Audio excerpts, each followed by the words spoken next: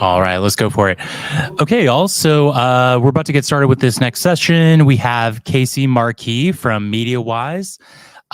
Casey is the owner of internet consultancy MediaWise and SEO for over 2 decades. He has been working exclusively with food and lifestyle bloggers since 2015. During that time, he's worked with thousands of bloggers across every recipe niche imaginable. Can you please come cook at my house? That sounds fantastic. He likes long walks to the refrigerator and back and believes bacon and candy corn are gourmet foods. Love this. Ladies and gentlemen, let's give it up for Casey. All right. Immediate question, sir. I'm actually the reason you're not supposed to do that. If you ever see that, they are not my client. One of the top things I teach is that you don't need 2,000 words to talk about how to cook artichokes. So good times. Very excited to be here. I'm also one of your board members here at State of Search. Hopefully you guys have had a good conference so far. If you don't, blame Chris. Okay? It's all of her responsibility. Really interesting presentation for you today. It's something that doesn't get a lot of popularity, and it's an extremely important topic. It's on the topic of accessibility. Especially my goal here is to save you from a lawsuit because they're going around in considerable numbers. A little bit about me. You can follow me on MediaWise, or you can follow me on Twitter. Follow me on LinkedIn. Send a note, especially for questions. This presentation will be available for everyone as part of a bundle that we'll release next week specifically. A little bit about accessibility, what we're going to learn today, why it's a big deal. We're going to talk about the benefits of ADA compliance for everyone in the room. We're going to go through WCAG, which is basically website content accessibility guidelines.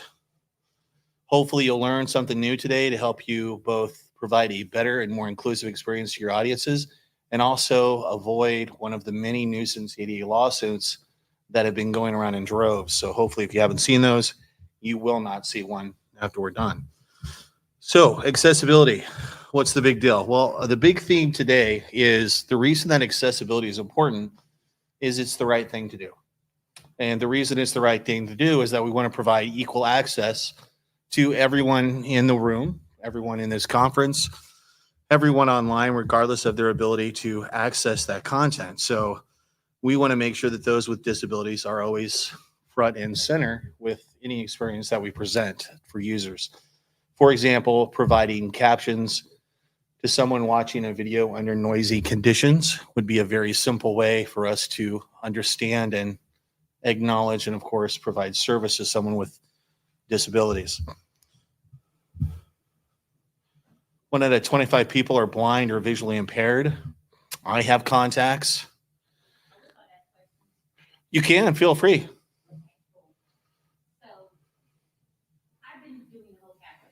Mm-hmm. Automatically will add this for you.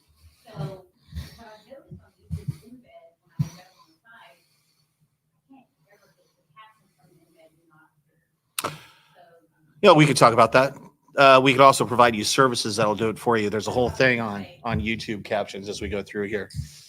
Basically, how many people in here, anyone here visually blind, or maybe you have a husband or wife who tells you that you're visually blind like I get all the time? Okay. Very similar, very similar. 1 in 12 men are colorblind. Anyone colorblind in the audience? Impressive. Yeah, again, I'm surprised there's not more. 1 in 11 people are 65 or older, reach 1 in 6 by 2050. That's a lot of information. A lot of the issues that we get are an aging population. My father-in-law is 81. My mother-in-law is 79. I am routine. They're still fully employed. They're both attorneys. I'm at the office all the time, helping them troubleshoot issues, usually trying to convince them that we don't need to increase the website font to 30 point. Little things like that. 1 in 10 people have dyslexia. There's about 700 million affected for that. But as you can see, there's these disabilities permeate our society. When we talk about disabilities, it's 4 classes. We have permanent, which is what most of us think of as disabilities. Those are anyone who's blind, deaf, or paralyzed. We have situational, can't hear at a party, screaming baby in an arm, so I can't fight off a mugger. You know, things like that, situational. Screaming or invisible. Invisible would be things like Crohn's disease or fibromyalgia. Then we have temporary. Temporary would be things like an injury or an illness. I gave a presentation in Napa a couple weeks ago, and my entire right ear canal was completely blocked. Good times. So I couldn't modulate my voice the whole weekend. It felt like I was yelling at everyone I came across. That is an example of a temporary disability. And fortunately, it cleared up after a lot of wine. So good times. So does anyone know who Tim Berners-Lee is? Raise your hand. Tim Berners-Lee. Name sound familiar? Yeah, invented this little thing called the internet. Pretty big guy. He really great quote here on how universality is something that the whole point of the web is universality, equal access, regardless of disability. And that's kind of going to be our theme today. So I'm going to show you some very clear ways that we can improve accessibility to your content today. So as Vanna would say, don't want to miss it. Let's get going here. So benefits of ADA website compliance. Curb cut. Technology is intended for individuals with disabilities, such as a curb cut. If you've walked to the hotel or back, there are multiple curb cuts on our route from here to the hotel. And a curb cut, whether you've maneuvered a stroller or relied on a cane for support or found yourself a bit unsteady after a few drinks, like tonight from 5:30 to 7:30 at the third rail, you'll likely experience the benefit or the advantages of a curb cut, because that's what you're seeing here, a curb cut. And a curb cut is very important because it's one of the most common and widely utilized assistive technologies. Curb cuts existed because they're existed initially for the blind, but they're a standard assistive technology feature all over the world today for, again, a lot of different people. And the goal for any kind of ADA compliance or any kind of accessibility remediation is we're not going to be perfect. It's impossible for anyone in this room to be perfect with their websites. Our goal here is to maximize curb cuts, and that's what we're going to focus on today. So to improve visitor experience, this is really why we want to be focusing on ADA compliance. 71% of customers with accessibility leave a website if they have difficulties of use. 82% of consumers will pay more money for the same item on a competitor's website if it's more accessible. And 30% of your potential audience is lost before you've even started if the website isn't accessible to those with impairments, specifically screen readers. And we're going to show some examples of that today. Now, the cool thing about this is, again, I'm an SEO by trade. I'm a site auditor. I'm a technical SEO. And accessibility is something that I see every day or that I look for when I'm running a site audit. And that includes directly the fact that accessibility can improve SEO. This is a simple review that was done on Twitter a while back, still relevant today. When you ask Google directly, we asked John Mueller a while back, and he says accessibility itself is not a ranking factor as it's too granular. But usability, alt text, page speed, correct use of headings, they're all components that make a site more accessible to users and therefore can increase your bottom line Google ranking. So they're all important. It's all looped together. These are some very specific ways that accessibility can improve SEO. Everything from faster load times to mobile friendliness to descriptive alt text, structured data, which is a great way for us to provide hidden information for screen readers and third-party tools to digest the content on the screen. We're going to focus today on the handful of WCAG, which again is the Website Content Accessibility Guidelines. We're going to focus on the small handful of those guidelines that align with good SEO today specifically. Now, the thing about ADA compliance itself isn't just like it's not just a good thing to do. It is literally the law. We have compliance since 2017. The U.S. Access Board put through a list of compliance now known as Section 255 of the Communications Act. The FCC is one of the big people that enforces that. We also have, again, the Americans with Disabilities Act, which has been around for many decades now, telling us specifically what we need to do to be open with all the experiences we provide those who have disabilities. And most recently, Joe Biden put forth an executive order through the DEI, which was his attempt to, at the federal level, mandate accessibility as something that was built into all website design. So definitely something that's becoming more front these days. But I think the biggest takeaway I'd like you to remember today, if anything, is that there is a stick. We've got the what do we got? What do we call it? The stick or the treat? Carrot or the stick? Thank you. Well, the carrot is this is a nice thing to do. But the stick is that we're getting a huge rise in what are called ADA Title III lawsuits. So far in 2023, we've already exceeded the number of cases that were reported in all of 2022. Currently, we're on the rate to about 6,000 or 7,000 of those cases. And the problem with these cases is that the average cost to defend them is about 25 grand. Most of these are what we consider frivolous cash grabs. People will specifically, especially large firms in various large metro cities, will specifically seek out and send demand letters to most bloggers, and they'll just be scared. They'll receive this, we've looked at your site fails, all these WCAG guidelines. We're happy to help you remediate it, but oh, by the way, you're going to have to pay a $25,000 fee. And a lot of these bloggers will just get scared. They might pay the fee to make it go away, or the cost to defend is pretty high.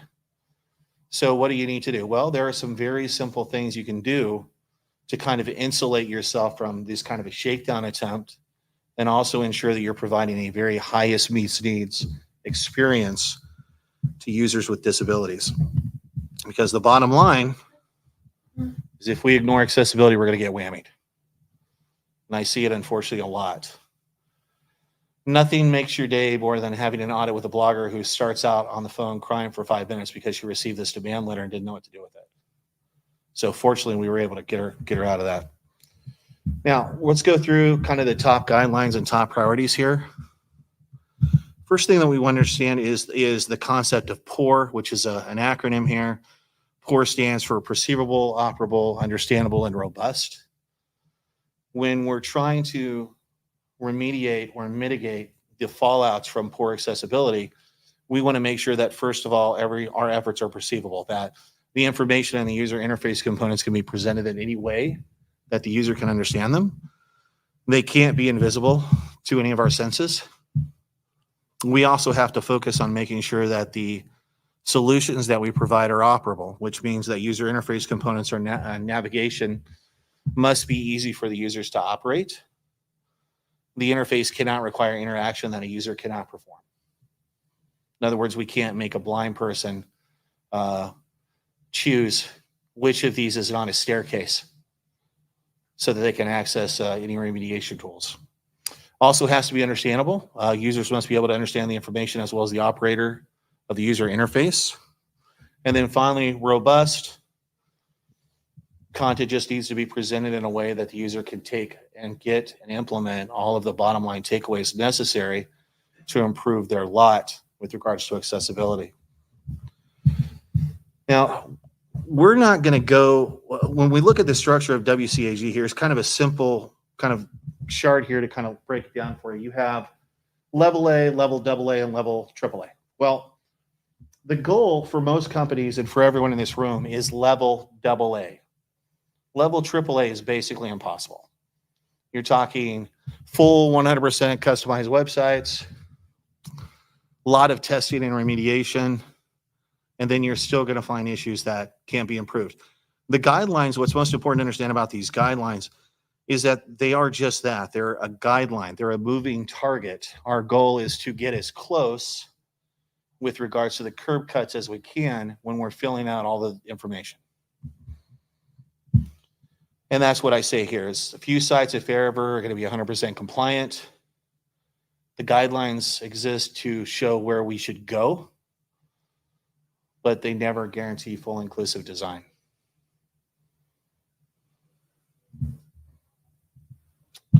So let's get over some of the top priorities that I would urge everyone in the room to really focus on.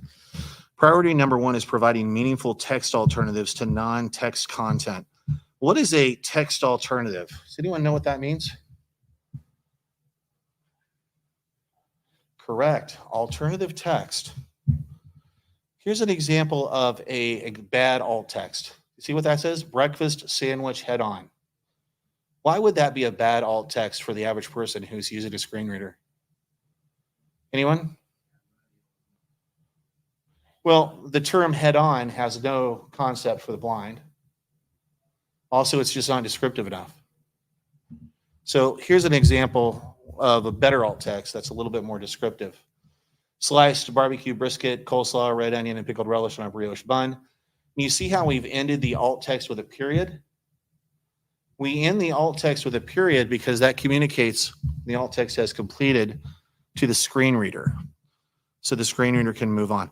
Little things like that provide an incredible amount of information and improve the experience of those using a screen reader considerably. How many people are using screen readers? The estimate is between 13 and 18% of everyone visiting your sites on a daily basis. So it's a good percentage. This is pretty interesting. This happened several years ago. I got into a conversation on a Food Blogger Central forum because so many bloggers did not understand the concept of alt text. And this was a lady who came in whose husband was blind. And it's very funny because this is true. She says alt text don't tell him what is in the image specifically. What he wants to hear from his screen reader are details like parsnip risotto in a blue bowl and wooden spoon stirring parsnip risotto, not creamy parsnip risotto on 7 different images of the page, which is very common and which I still run across in audits. Our goal is to make sure that every image on your site has a unique and descriptive alt text. That alt text can usually be anywhere from 12 to 16 words. You could write it as a sentence if you like, but the most important thing is just to be descriptive, have that period at the end. No need to say things like top view, side view, close up, overhead. Those things don't have, again, any situational awareness or preference for those who have visual acuity issues. And that's kind of what we're saying here. Alt text is notoriously easy to screw up. Alt text, first and foremost, is an accessibility component. SEO is always second in regard to alt text. Now, also, if you have an image that is decorative, and every site does, you might have images that are there to look pretty, or maybe you have custom columns or little things like that. You can see here, that's an example of an empty alt text, and that's what we would include there. And the screen reader would just read that as empty and skip over it.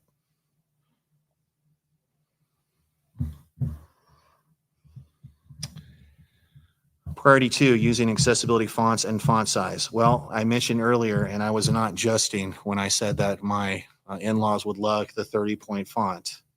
However, that's not really useful in most instances. But when we're talking about fonts, there are some that are better than others. So here's an example, a very simple breakdown of some accessible fonts versus not accessible fonts that you'd want to use. Comic Sans is hilarious. But Verdana, Helvetica, these are very common. You're not going to annoy anyone if you use these fonts. A lot of these are built into Google as their Google system fonts. Then we have the not accessible on the right-hand side. You can see even on this slide, they're hard to see. We never want to choose decorative over usability, no matter what they might look like. When we're talking about size, we want to go with 16 pixel or larger for font size. 16 to 18 is usually just fine. A lot of bloggers go crazy because they've been told by their ad company that, hey, the larger your font size is, the easier it is for you to have higher RPM, and they'll put in 20, 22, 24. It's just a very bad experience on mobile. If you need to have font size bigger, then that's something that you're going to allow your users to pinch and zoom in most cases. We don't take away choice if we don't have to in many cases like that. 16 pixel at a minimum, though, is what you should be looking at. Now, we're going to talk about page headings. Page headings is really interesting. It's just like we're writing an essay in college or we're doing something formal. How we present the content semantically is just as important as what we say with that content. Here's an example of basic heading hierarchy. This is what we should expect on most pages. We have a paragraph, we have a heading, we have headings all the way down. We would never have an H3 unless it was preceded by an H2. We would never have an H2 unless there was an H1 on the page. And yet, to this day, we run into documents where people choose headings based upon the size of the heading and not the functionality of the heading itself. And that's something that we do want to work on. Because if you skip headings, what you're doing is making it impossible for a screen reader to understand in which order to actually read the content. So here's some best practices. I believe some of these are going to be new to everyone in the room. We always go in sequential order. And like I said, never have an H3 unless it follows an H2. Do not wrap entire sentences or paragraphs in heading tags. This is a common one. We get a lot of people who say, oh, I really want to make sure that users know this is important. And they'll go up to teaser text and they'll make it an H2 heading. That's not a heading. That's just an over-optimization. It's a spamming technique. So we never want to wrap sentences. We never want to wrap paragraphs in headings. We also don't want to italicize or bold entire headings. That's actually confusing to screen readers. If you bold an entire sentence or if you bold, well, a heading specifically, if you bold an entire heading, sometimes the screen readers, and JAWS is known for this, JAWS, NVIDIA, Microsoft Reader, they can get confused and think that the heading is an acronym. So nothing's more annoying than you bolding a heading and then have the screen reader read out each letter individually to someone accessing your content. They're not going to be on your Christmas card list that year. And finally, we don't use capital case in headings. Same thing. Screen readers can read that as an acronym, so we always use title or sentence case in a heading, just as if we were writing a formal paper. Sufficient color contrasting. How many people in this room are colorblind? There was one, right? Yeah. Have you tried the Chromatica glasses? Does it work for you? Right. Totally get it. Totally get it. Do you see any difference? Do you see something like that on the slide there? Is that an issue for you? Better? Worse? Better? Right. So you can see the difference here. This is just a simple gray on white, non-color sufficient contrast. When we're putting together graphics or we're putting text against text online, we want to actually hit a specific ratio of 4.5 to 1 or greater. 4.5 to 1 or greater. You can see here, this is 2.85 to 1. And then you can see how far we go when we have 21 to 1. Really easy to see. But these are just simple things that web designers do not do. And then I get an audit and I'm like, does your web designer not know that there's a color palette that they could use that prevents these issues? And they just spent $5,000 to $10,000 to $15,000 on a site, which doesn't pass accessibility. And they wonder, what happened because they thought they were working with an expert. So it's important that you as clients, that you as consultants know the right questions to ask when you're looking through a site. Various tools exist for us to very quickly find color contrast totals. This one is called the WebAIM Color Contrast tool. All you have to do is put your colors in and it tells you very quickly whether you're going to pass. And then if you don't, you just play around with a sliding scale and it'll give you all the necessary colors you need. And then it's just a matter of going in and changing the colors yourself. Really simple.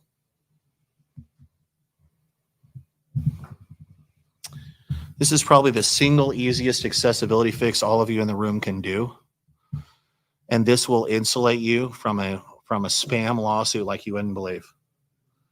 Most of the demand letters that we see this year, the main triggering issue on the letter is your colors are not high enough in contrast and fail accessibility.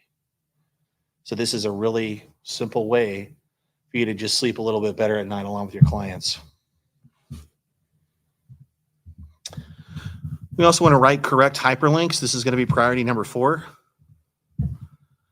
Very simply here, we have 3 options. Can anyone tell me what the correct hyperlink on the screen is? Is it the first one, the second one, and the third one? Second one? Why is it the second one?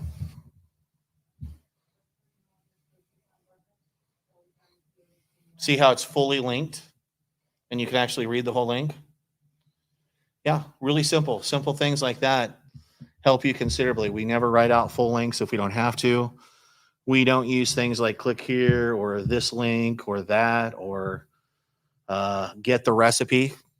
We always tell the users exactly where we're going with linking. Very important.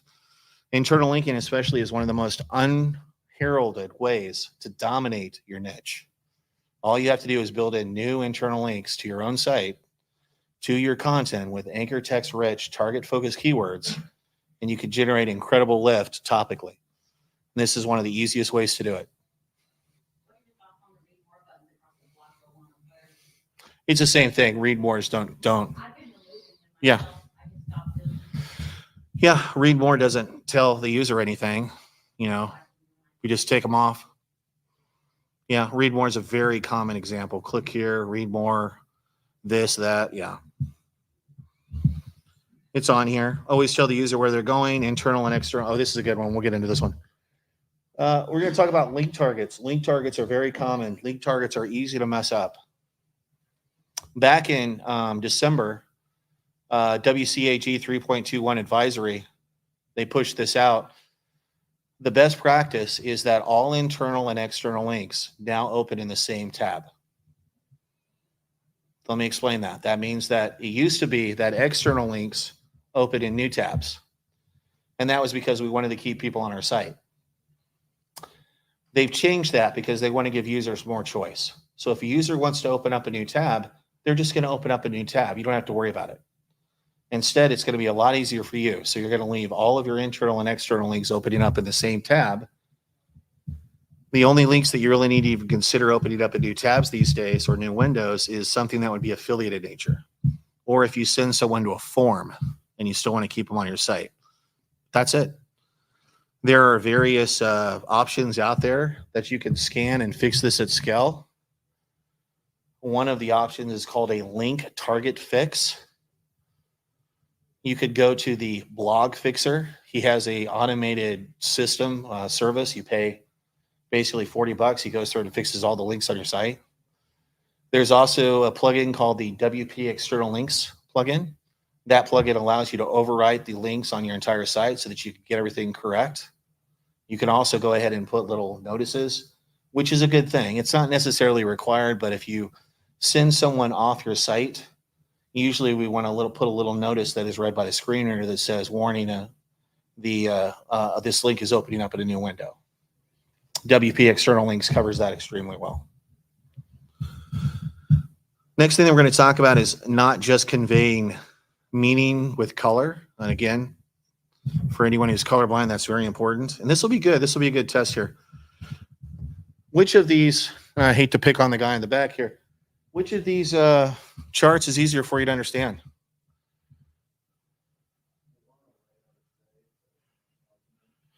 And that's a good question. Marginally, I think the reason that the one on the right is supposed to be the better one is because you see how it uses not just color, but link type to convey the information. Some people would say that it's not really marginally enough. You know what I say? But I mean, it makes sense. If you're colorblind and you don't know, if all you have is color to convey the information, then changing the type of link on the graph would make sense. And that's why number 2 is the correct answer here. This is just a simple notification that when you're using tables or charts, we always want to convey that information in 2 distinct ways. Color and line choice are very easy ways to do that. color should never be the only way you are attempting to convey information to your audience specifically. Let's talk about accessible tables. It's a pretty simple one. This is table A, and this is table B. Which table is more accessible? Who believes table A? Show of hands for table A, show of hands for table B. Think it's B? Now, why would B be more accessible? Look at the tables closely. Yep.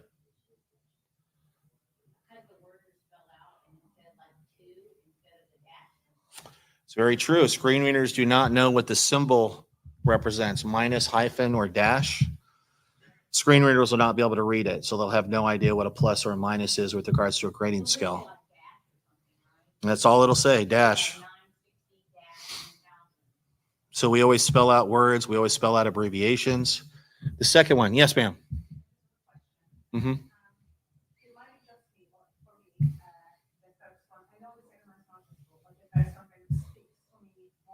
Mm-hmm. Yeah.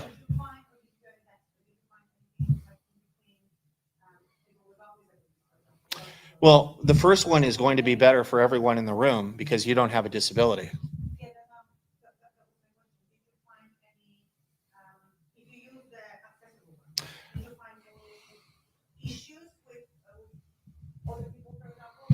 Yeah. So as I mentioned earlier, you probably just missed it. The screen readers can't read the first column. The screen readers can't read table number 1. So they won't be able to understand what the plus, the minuses are. And then there's also an emerging. Do you see how the top table has the grading scale merged? The problem with that is that the screen reader can't understand that there's a merged cell in the grading scale, and it completely bypasses it.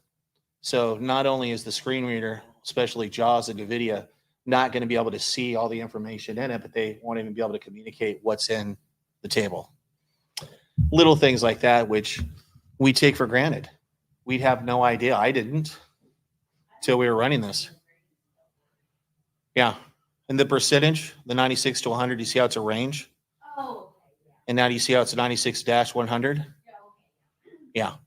So you just take out the ranges, you take out the plus and minuses, and you make sure that you take grading scale. That as long as the heading is outside of the table, then the screen reader understands that that's an actual heading and can read it.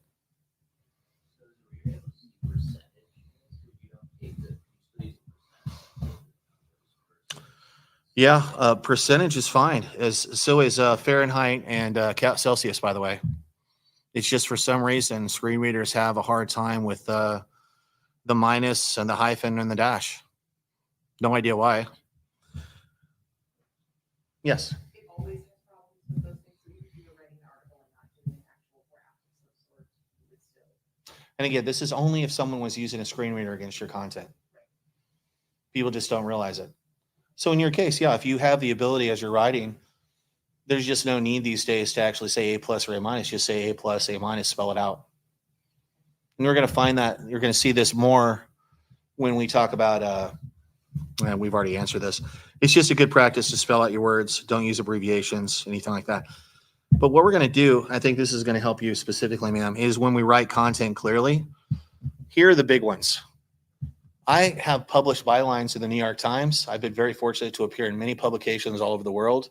And I can't tell you how many times their style guide has not been accessibility correct. And we've actually changed those over the last couple of years. A lot of the big newspapers still use technical jargon. So in this case, you see how it's 30 kilometers an hour when it should be 30 kilometers per hour spelled out. Little things like that. We want to avoid technical jargon. We also want to define acronyms.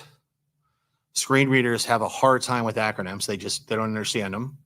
So instead of us saying, WPA2 password is, we want to spell it out and say the Wi-Fi protected access is, and then we spell out the keyword. And here's another good example. This is on Latin or foreign expressions. E.g., EI, things like that. They make sense for us, but screen readers have no idea what those mean. And we just don't use them if we can help it. Now we're going to talk about priority 8 here, which is site functionality. This is a common one that I believe that most of you in the room are doing correctly 80% of the time. Most web designers would not be a web designer if they didn't know how to use keyword for navigation. The problem is that sometimes they'll change the order of these elements thinking that it's going to be better for the user, not realizing that the whole point of common keyboard tab options are for those who can't see the keyboard. So just something to be aware of here. When we're designing a site or we're designing a page of content, we always want to use what's called expected tab order. So if I'm navigating a site from the top to the bottom, I always want to have the main content read first. Then we go over and see the sidebar, and then we might have the footer after that.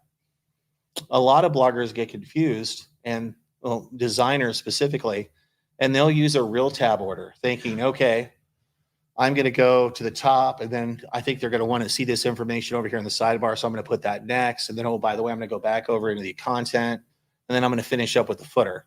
And that's where we get real tab order on the right-hand side.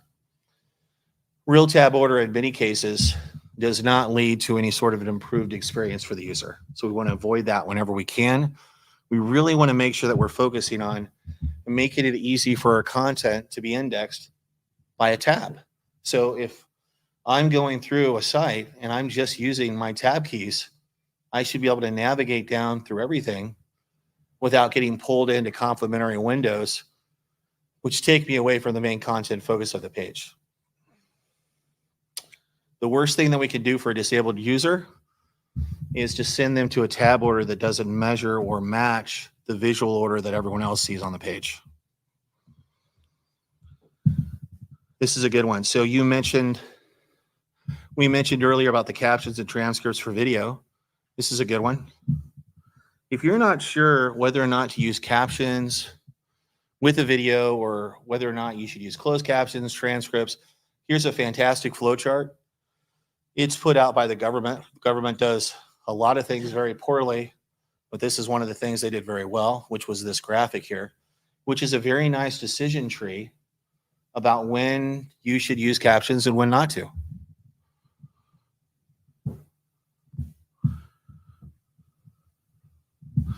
This is a great one. YouTube auto captioning. How many people use YouTube auto captioning on your videos? Yeah.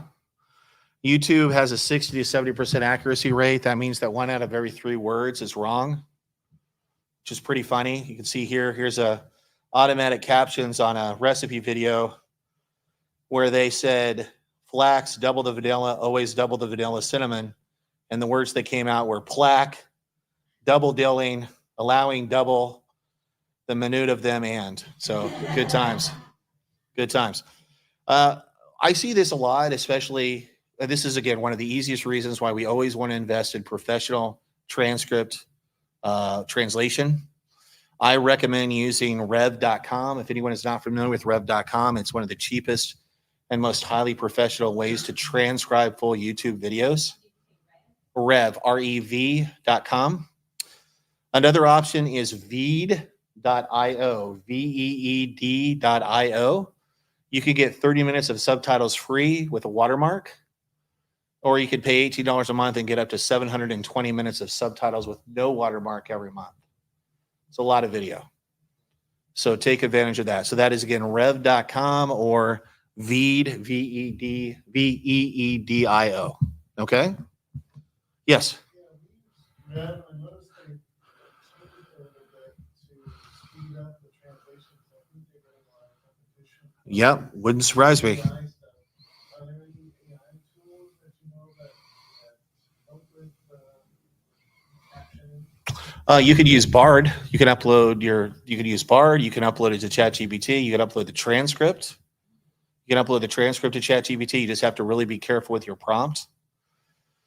I'm sure there's various AI tools. If anyone has one that they recommend, let us know, but I'm sure they exist.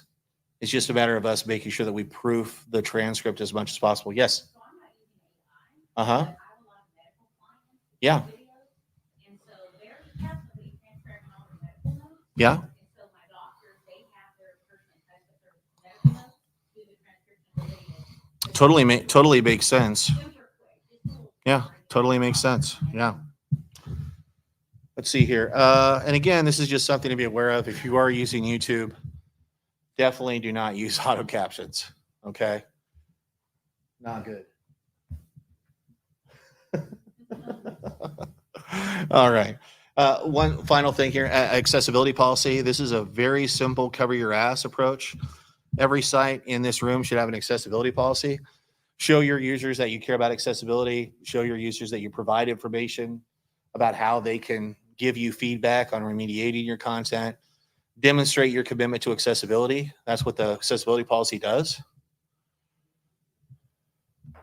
Here's some samples, and I provided an accessibility generator here. Just go to the WCAG website, you follow the prompts, it'll generate an extremely detailed, fully compliant accessibility policy for you in minutes. And then you just save that as / accessibility policy on your footer. And this is literally the easiest thing you can do, which will scare off a lot of people who want to try to screw with you. They'll see the accessibility policy, they're like, oh, well, clearly no, they're taking this seriously. They'll move on to the next site. Now, this is the most important thing today. Does anyone know what an accessibility overlay is? You ever come to a website and you see this little, like a handicap person, and you click on it and it changes the whole interface of the site and allows you to change the color or the font size or whatever? That's called an accessibility overlay, and the disabled hate those with a passion. Okay? The National Federation of the Blind came out against them. I have an article in here on Search Engine Land that covers this issue in detail, with quotes from some of the top ADA experts in the world saying, please do not use these. Overlays only catch about 30 to 40% of the issues on a site. But more than that, they interfere or prevent actual screen readers from working. And that's not what we want. The very people that these overlays are designed to help hate them with the passion of a thirst of 1,000 burning suns. The National Federation of the Blind banned them at their most recent meetup, and they do not insulate you from legal issues. Matter of fact, there are people that are only going to seek out sites running overlays and sue them because they know that there's such a kind of a half-ass solution. So just be aware of that.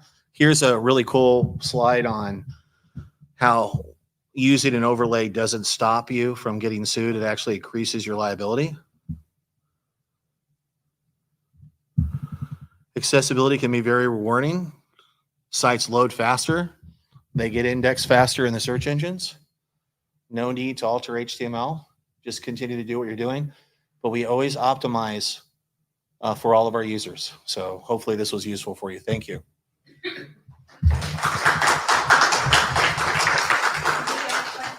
Please. Absolutely. I've got some takeaways here. They're pretty simple. You guys are going to get this whole deck, especially this must-read accessibility resources and tools. Literally everything that you and your decision leaders need to make informed decisions are in this deck. You don't have to go anywhere else. Got that picture? And then thanks for playing. Keep your accessibility clean and neutered. Rest in peace, Bob Barker. Missed that guy already. Any questions, please? Yes. So when you say overlays, are you referring to like ADA plugins and all that? Yeah, they're just not ADA plugins. So you've heard of Userway? Yeah. Userway is one of them. Yeah. So no user. Do not use those. Yeah, those are overlays which fake accessibility. They take over. They use a CSS filling. It's a filter. And they change the front display to be a little bit more accessible. But by doing so, it's going to block the ability of a screen reader to actually go in and see the information. It's very bad, and they're making a fortune.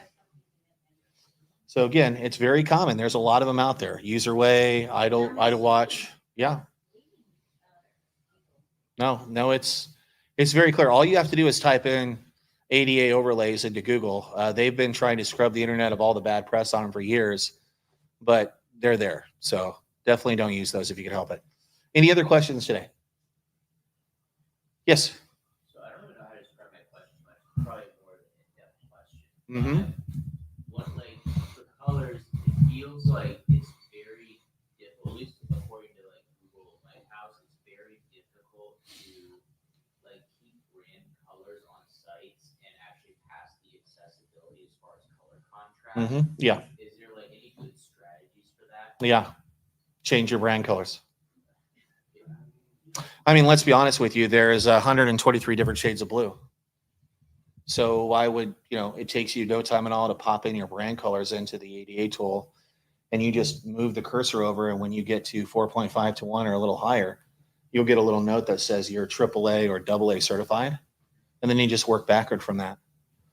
It's literally one of the easiest things that you could do. Yeah, I know people are like, oh my God, I really like my orange and yellow and combination, and there's just no real reason for that other than, personal choice. So, Well, I think when somebody's doing a rebrand, yeah. they need to consider this as part of the rebrand. And that's the issue, is that a lot of them just don't run this for free. I mean, if for everyone doing a site audit, anyone in this room doing site audits, hopefully you're running a simple ADA checklist against the site as well. It's giving them more information, provides them the ability to make informed decisions. And that's in the end, what our job is, to give them the data to make an informed decision. All right, get out of here.